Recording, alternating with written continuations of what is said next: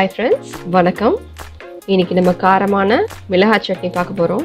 இது நல்ல காரமாகவே இருக்கும், ஆனால் டேஸ்ட்டுக்கு அளவே கிடையாது. அவ்வளோ டேஸ்ட்டாக இருக்கும். சட்னிலேயே எனக்கு பிடிச்ச சட்னினா இதுதான் சொல்லுவேன். அவ்வளோ நல்லாயிருக்கும். 2 இட்லி சாப்பிட்றவங்க கூட கட்டாயம் 4-5 இட்லி சாப்பிடுவீங்க. இதுக்கு என்னென்ன தேவைங்கிறத பார்க்கலாம். முதல்ல அதுக்கு ரெட் சில்லி தேவை. நான் 10 எடுத்திருக்கேன். இன்னும் அதிகமாக வேணும்னா நீங்கள் அந்த அளவுக்கு ஏற்ற மாதிரி இன்னும் எக்ஸ்ட்ரா ஏற்றிக்கோங்க. ஸோ அந்த மாதிரி நீளமான மிளகாய் எடுத்திருக்கேன். கருவேப்பிலை, பூண்டு 2 ஒரே அளவாக எடுத்துக்கோங்க. இன்னும் கொஞ்சம் கருவேப்பிலை எடுத்திருக்கேன், அது தாளித்து கொட்டுறதுக்காக அதை எடுத்து வச்சுருக்கேன். உப்பு தேவையான அளவு.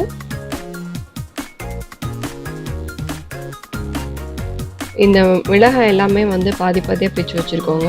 ஏன்னா நம்ம ஆயிலில் போட்டு வதக்க போகிறோம். நீங்கள் அப்படியே ஃபுல்லாக போட்டிங்க அப்படின்னா அது கட்டாயம் வெடிச்சு உங்கள் மேலேயே விழும். அதனால் இந்த மாதிரி பிச்சு வச்சுக்கோங்க. ஸோ இப்போ ஒரு பேன் எடுத்துக்கலாம். அதில் நல்லெண்ணெய் ஊற்றிக்கோங்க. நல்லெண்ணெய் மட்டுமே இதுக்கு யூஸ் பண்ணுங்கள், ஏன்னா அது ரொம்ப காரமாக இருக்கும் இல்லையா. அதனால் நல்லெண்ணெய் யூஸ் பண்ணிங்கன்னா உங்களுக்கு காரம் கொஞ்சம் கம்மியாக இருக்கும். அதே டைமில் உங்களுக்கு வயிறும் வலிக்காது. ஸோ நல்லெண்ணெய் ஹீட் ஆகிடுச்சு. இப்போ நம்ம அந்த ரெட் சில்லி ஃபுல்லாகவே ஆட் பண்ணிக்கிறோம். நல்லா ப்ரௌன் ஆகணும், அது வரைக்கும் ஃப்ரை பண்ணுங்கள். சில பேருக்கு இன்னும் காரம் ரொம்ப பிடிக்கும் அப்படிங்கிறவங்க இந்த மாதிரி ஃப்ரை பண்ணணுங்கிற அவசியம் கிடையாது. டேரெக்டாக நான் சொன்ன இன்க்ரீடியன்ட்ஸ் எல்லாமே ஜாரில் போட்டு அப்படியே டேரெக்டாக அரைச்சிடலாம். ஸோ காரம் கொஞ்சம் கம்மியாக வேணும் அப்படிங்கும் போது நம்ம இந்த மாதிரி ஃப்ரை பண்ணிட்டோம்னா காரம் ரொம்பவே ரெடியூஸ் ஆகிடும். அதுக்காக தான் நான் ஃப்ரை பண்ணுறேன். பாருங்கள், நல்ல ப்ரௌன் ஆகிட்டுருக்கு.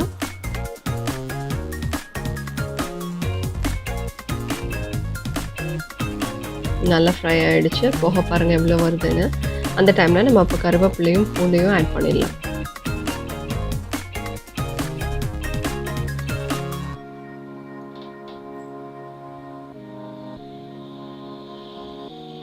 இதுவும் நல்லா ஃப்ரை ஆகட்டும். எங்கள் வீட்டுக்கு கெஸ்ட்லாம் வராங்க அப்படின்னா நான் கட்டாயம் இந்த சட்னி வைப்பேன். எல்லாருமே நீ எப்படி பண்ணான்னு சொல்லிட்டு கேட்பாங்க. நீங்களும் இதை ட்ரை பண்ணி உங்கள் கெஸ்ட் வரும்போதெல்லாம் வச்சு கொடுங்க. உங்ககிட்டயும் 100% கேட்பாங்க, எப்படி பண்ண, எனக்கும் சொல்லிக் கொடுன்னு கேட்பாங்க. நல்லா ஃப்ரை ஆகிட்டுருக்கு.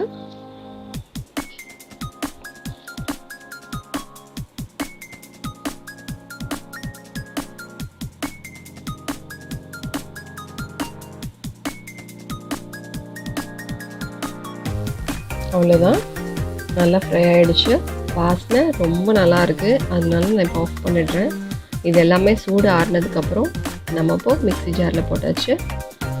தண்ணி கொஞ்சம் கொஞ்சமாக ஊற்றி அரைங்க. ஒரேடியாக ஊற்றிட்டிங்கன்னா ரொம்ப தண்ணி ஆகிடும். அதுக்கு தேவையான அளவு உப்பு.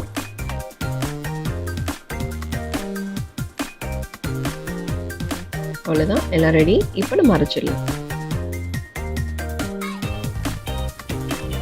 பாருங்கள், சூப்பராக கிரைண்ட் ஆகிடுச்சு.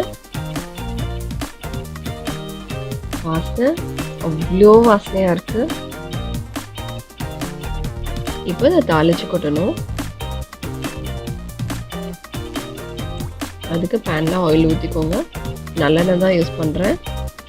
கடுகு, உளுந்து 2 போட்டாச்சு. நல்லா வெடிக்கட்டும். இதில் முக்கியமான விஷயம் என்னென்னா, இந்த ஆயில் ரொம்ப ரொம்ப ஹீட் பண்ணணும். அப்போ தான் அந்த சூடோட அந்த சட்னியில் நம்ம ஊற்றணும். அப்போ தான் அந்த சட்னியோட கலர் மாறும். அப்புறம் அந்த பச்சை வாசனை எதுவுமே இருக்காது, டோட்டலாக மாறிடும். நல்லா கொதிக்கட்டும்.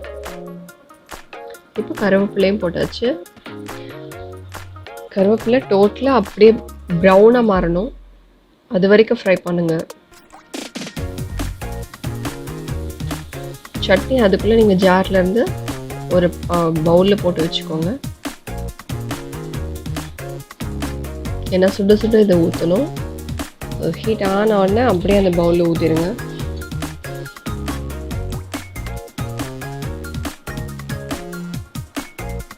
க்ரீன் கலர் கொஞ்சம் கொஞ்சமாக மாற ஆரம்பிச்சிருச்சு. இப்போ அப்படியே ப்ரௌன் ஆகிடும்.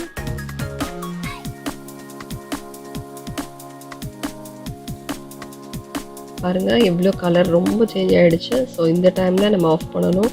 அப்படியே அந்த கருவேப்பிலெல்லாம் உடையிற அந்த ஸ்டேஜில் இருக்கணும். பாருங்கள் எவ்வளோ ஃப்ரை ஆகிருக்குன்னு.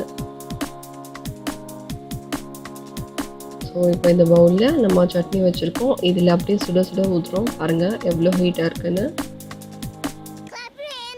இப்போவே சைட்லலாம் பார்த்தீங்கன்னா அந்த ரெட் கலர் வர ஆரம்பிச்சிருச்சு. இதை நல்லா மிக்ஸ் பண்ணி விடுங்க.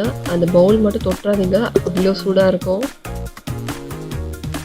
நல்லா மிக்ஸ் பண்ணி விடுங்க. இப்போ ஒரு தட்டு போட்டு மூடி வச்சுருங்க. இப்போ இந்த கலரில் தானே இருக்குது. இப்போ ஒரு 20 மினிட்ஸ் நம்ம க்ளோஸ் பண்ணி அதை தொடாமல் அப்படியே வச்சிட்டோன்னா அந்த ஆயில் மட்டும் மேலே வந்துட்டு இதெல்லாம் கீழே போய் செட்டில் ஆகிடும். ஸோ அந்த டைமில் சட்னி பார்க்கவே ரொம்ப அட்ராக்டிவாக இருக்கும். நீங்கள் கிச்சன் போயிட்டு வரும்போதெல்லாம் அந்த வாசனையே உங்களுக்கு இழுக்கும். அந்த அளவுக்கு ஸ்மெல் ரொம்ப நல்லாயிருக்கும். இப்போ பாருங்கள் 20 மினிட்ஸ்க்கு அப்புறம் ஓப்பன் பண்ணேன். சூப்பராக இருக்குது. கட்டாயம் நீங்கள் ட்ரை பண்ணி பாருங்கள், ரொம்ப நல்லாயிருக்கும். உங்களுக்கு அது வச்சு சாப்பிடும்போது காரமாக இருக்குன்னா இன்னும் கொஞ்சம் நல்லெண்ணெய் அப்பப்போ ஆட் பண்ணிவிட்டு சாப்பிடுங்க. செஞ்சு பார்த்துட்டு எனக்கு லைக்ஸ் கொடுங்க, கமெண்ட்ஸ் கொடுங்க, ஷேர் பண்ணுங்கள், சப்ஸ்கிரைப் பண்ணுங்கள். இப்போ நான் சாப்பிட்டு பார்க்க போகிறேன்.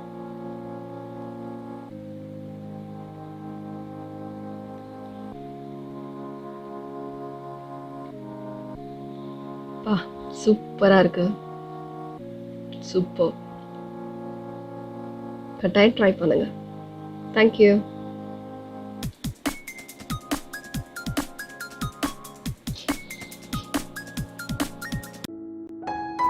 Thanks for watching.